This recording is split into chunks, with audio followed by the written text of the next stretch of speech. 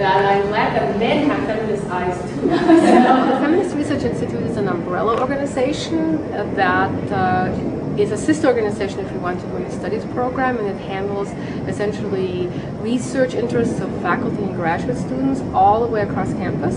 And we're housed in the Arts and Sciences, College of Arts and Sciences, but we operate with all kinds of constituencies. And since I've taken over in 2005, I've been wanting to reach out to various groups on campus that are not normally in our backyard.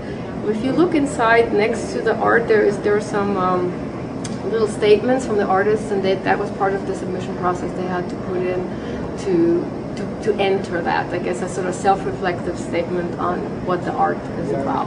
What I like is that it bridged all the divides, you know, the faculty, the student, the staff, any department, any place on campus was welcome to participate in this. And this, I think, is feminist stuff at its best in some ways, because feminism is about making connections, putting things together, bringing people together. Part of what the Feminist Research Institute and I myself have tried to do is to create a community of feminist scholars here. And in this case, we include the artists and the feminist scholars. And as I said, even in my little introduction, I was very glad that we had male artists feeling compelled to produce a feminist vision. And that, I think, is the best of all worlds, because feminism is not about bra burning and castrating people. It's about equality for everybody and inclusion for everybody, male, female, whatever.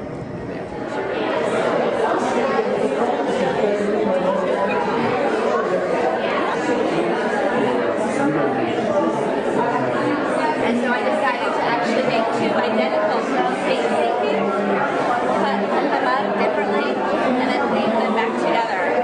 And that's how this one came about. And it's layered. The paint is layered with like darker colors or contrasting colors beneath, and then the alternate color on top of it. But you have to see the colors through it. You have to, or it doesn't work. To me, it represents the masculinity and femininity of our world. Everything is based on femininity. If there is no feminine aspect or perspective in the world, then it's just not the world. So we need both. And that's what the outside represents, is the masculine. The inside represents the feminine. And everything is based in light. And we are central to light.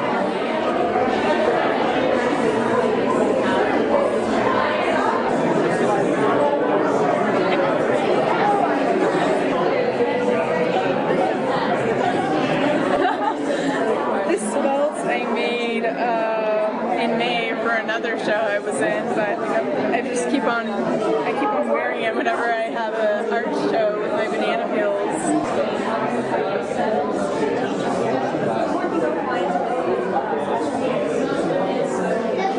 This is a piece that's made out of banana peels, and I like to work in unconventional materials. And my coconut piece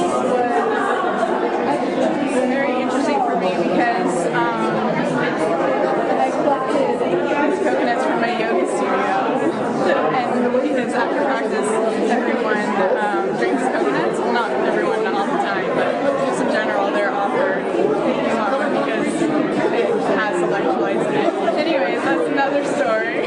Basically, what I was commenting on is coconuts and symbiotics, how coconuts are viewed, because coconuts are referred to as like a women's breast or that sort of thing.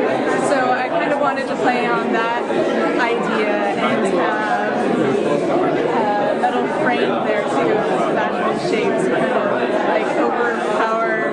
Banana peels are interesting as well because they're commonly associated with the phallus. What's interesting is that the banana is actually the female part of the banana.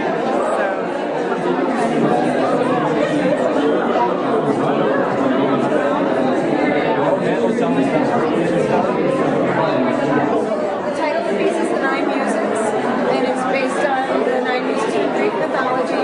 It's sort of a contemporized version of it. It's a multimedia piece that contains cast resin, glass, fabricated copper, and porcelain. So actually the 9 muses, if you look inside of their bodies, it has to do in some ways with the whole invisible, visible man from the 1960s, the scientific model.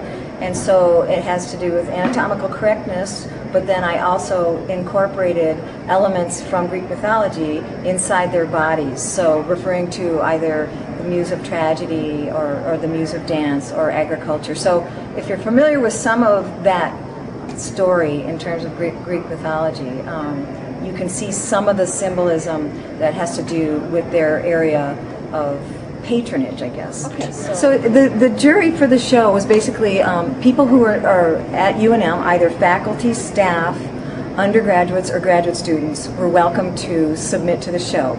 Apparently there were 31 entries and they selected 12 artists. So that's pretty much how the process was. And there are people from all those areas, staff people. I actually teach here, and some of my students are in the show as well. So there's a significance of the pineapple in the piece in terms of fertility, the proteolytic enzyme that people are interested in taking now for fertility issues, trying to get pregnant, and not, people are having fertility problems. A lot of people are on what they call a pineapple diet, so that's kind of interesting. So there's, in terms of the actual main theme of the piece, it's kind of what you see and what you don't.